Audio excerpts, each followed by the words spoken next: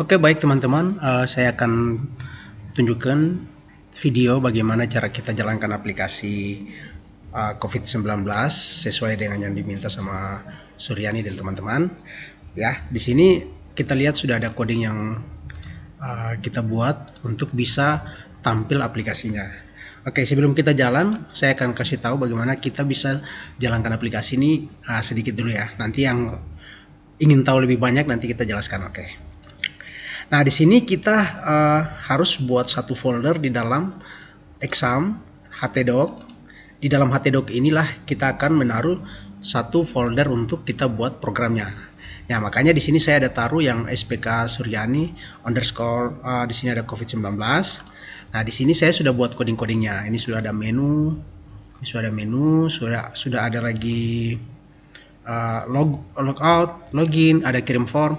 Di sini juga ada beberapa modul lagi di sini. Kalau kita buka di modul lagi, sudah ada coding-codingnya semua. Jadi nanti bisa dipresentasikan kalau seandainya dibilang mana codingnya, bisa diambil coding-codingnya. Oke. Kita lanjut.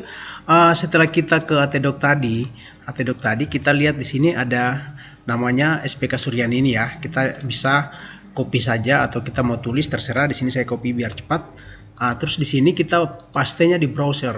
Browser ini saya gunakan Google Chrome. Sebelum kita pastekan yang Suryani tadi, SPK Suryani tadi, kita tulis dulu localhost. Kita setelah tulis localhost, garis miring, langsung kita pastekan. Oke, SPK Suryani COVID-19. Bukan orangnya yang kena COVID ya. Oke, kita enter. Nah, kalau kita enter sudah masuk ke dalam aplikasinya. Ini seperti ini aplikasinya ya. Di sini kita sudah enter, kita belum login. Kita di luar, kita bisa diagnosa. Kenapa kita butuh dua user? Di sini yang satunya sebagai administrator yang nanti login ke sini, yang satunya itu yang sudah bisa untuk menjalankan aplikasi tanpa login. Nah, makanya di sini dia tidak perlu login, dia sudah bisa diagnosa penyakit. Nah, kita pilih yang diagnosa ya. Di sini sudah ada menu, kita lihat ada menu. Di sini kita pilih yang diagnosa karena peranda ini sudah yang tampilannya ini. Oke, kita pilih diagnosa. Nah, di sini teman-teman kalau diagnosa sini kita bisa baca keterangannya sedikit. Yang di sini ya, ini keterangan ini kalau dibaca pasti langsung mengerti nih. Oke, sengaja ditaruh keterangan di atas biar teman-teman bisa langsung paham. Oh, ternyata begini. Oke. Kita lihat yang ada di dalam sini yang 6 poin ini itu yang sudah ada di dalam jurnal yang kemarin. Di jurnal yang kemarin itu ini sudah yang ada di dalamnya. Nah, setelah itu kita bisa pilih kondisi. Kondisi ini kita pilih sesuai dengan nilai yang nanti kita dapat di nilai-nilai apa ya? Suhunya itu berapa, mungkin 0,6 itu berarti dia apa, dia memang COVID atau tidak. Nah, di sini kita bisa pilih nih demam suhu di atas, berarti kita pilih pasti. Ini kalau kita pilih pasti lagi, ini kalau kita pilih hampir pasti. Kalau ini kita pilih kemungkinan besar ya, ini kalau kita pilih mungkin ya, dan yang ini kita pilih hampir pasti ya. Oke, ini kita sudah pilih nih. Kita sudah pilih yang diagnosa. Selanjutnya kita sudah baca keterangannya, apa yang harus kita pencetnya. Ini yang harus kita pencet nih, yang ini, berarti yang ini ya, yang ini. Oke, kita pencet, klik, hasilnya sudah keluar nih. Kalau kita lihat ini hasil diagnosa penyakit yang sudah kita buat tadi. Di sini kalau kita lihat sesuai, dan di sini ada hasil diagnosanya. Diagnosanya itu kelelawar. Ini bisa diganti, ini sengaja saya masukkan kemarin karena katanya COVID itu berawal dari kelelawar di Cina. Oke. 0,98 dan sekian-sekian. Nah, di sini ada detail penyakitnya apa dan solusinya untuk seperti apa. Ini nanti ada jawabannya di sini, nanti teman-teman isi sendiri. Di sini ada kemungkinan lain yang muncul di sini. Nah, jadi seperti ini ya. Kita juga bisa cetak hasilnya. Kita cetaknya di sini. Kita bisa cetak. Kalau kita klik cetak nanti akan muncul seperti ini hasilnya. Sebentar kita tunggu. Nah, ini hasilnya yang akan kita cetak dan kita berikan kepada pasien. Nah, ini kalau kita dokter. Kalau bukan kita dokter ya kita cuma print aja. Nah, di sini kita sudah print hasil cetakannya. Oke, kita lanjut. Setelah kita diagnosa dan kita sudah tahu hasilnya seperti ini, kita pindah ke riwayat. Dalam riwayat ini kita bisa lihat dari tadi di jam berapa kita buat. Di sini ada 2023 bulan 1 tanggal 7 jam 19.36. Kalau kita perhatikan jam di bawah sini, saya punya jamnya itu sudah 7 Januari 2023 jam 19.37. Berarti ini yang kita baru buat tadi. Kita coba lihat detailnya lagi. Nah, ini detailnya ya, yang tadi sudah kita diagnosa. Oke, kalau sudah di detailnya sudah dipahami, kita lanjut lagi ke info penyakit. Nah, di sini ada info penyakit. Di sini info penyakit ini kita bisa lihat nanti, teman-teman bisa isi sendiri solusinya seperti apa dan detailnya seperti apa, itu nanti bisa teman-teman isi setelah login ke administrator. Ini bisa dirubah-rubah, terserah itu. Makanya yang bisa dirubah saya tidak perlu terlalu banyak campur ke dalam, karena itu bisa teman-teman yang rubah. Saya hanya ada di programnya. Saya program seperti ini, itu di bagiannya saya. Nanti yang itu di bagiannya teman-teman. Oke. Kita lanjut ke info harga. Ini kalau penyakit sudah jelas ya, info penyakit. Ke info harga. Di info harga ini ada informasi harga, informasi tentang harga obat dan peralatan. Di sini ada menu bantuan, di sini ada daftar harga, ada alat medis, di sini ada harga alat medis, dan di sini yang ada, terus ada harga obat. Di sini juga bisa kita lihat.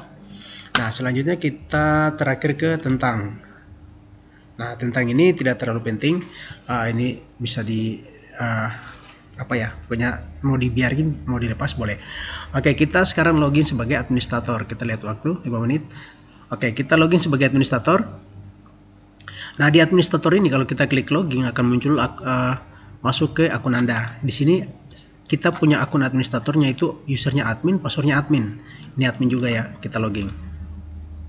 Nah, setelah kita login akan muncul tampilan seperti ini. Total gejalanya sudah ada 6 yang masuk, total penyakitnya ada 9, total pakarnya ada 1, total apa ya, knowbase ya ini ada 39. Oke.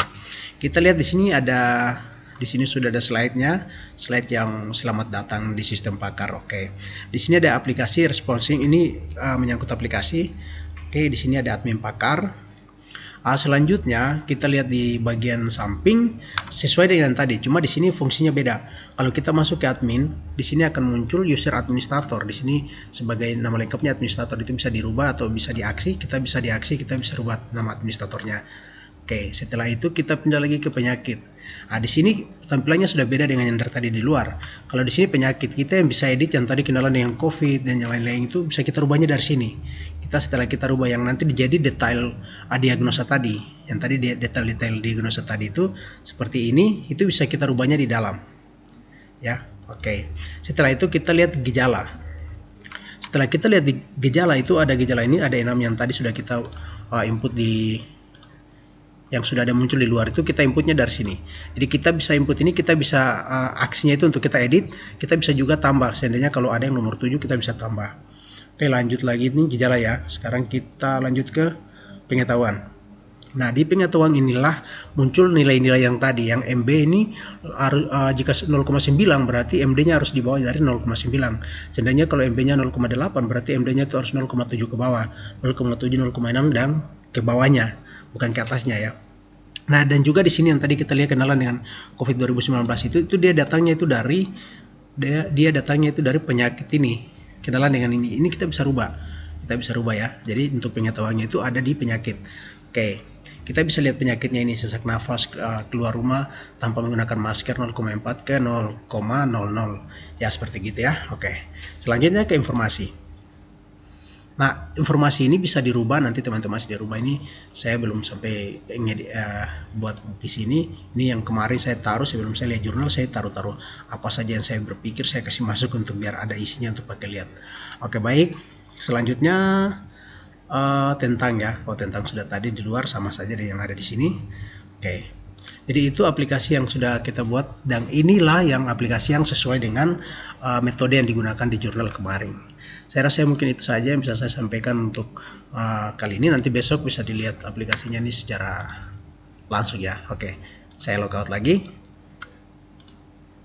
Nah, seperti ini hasilnya. Dan saya pikir ini saja dulu. Selamat malam dan selamat beristirahat.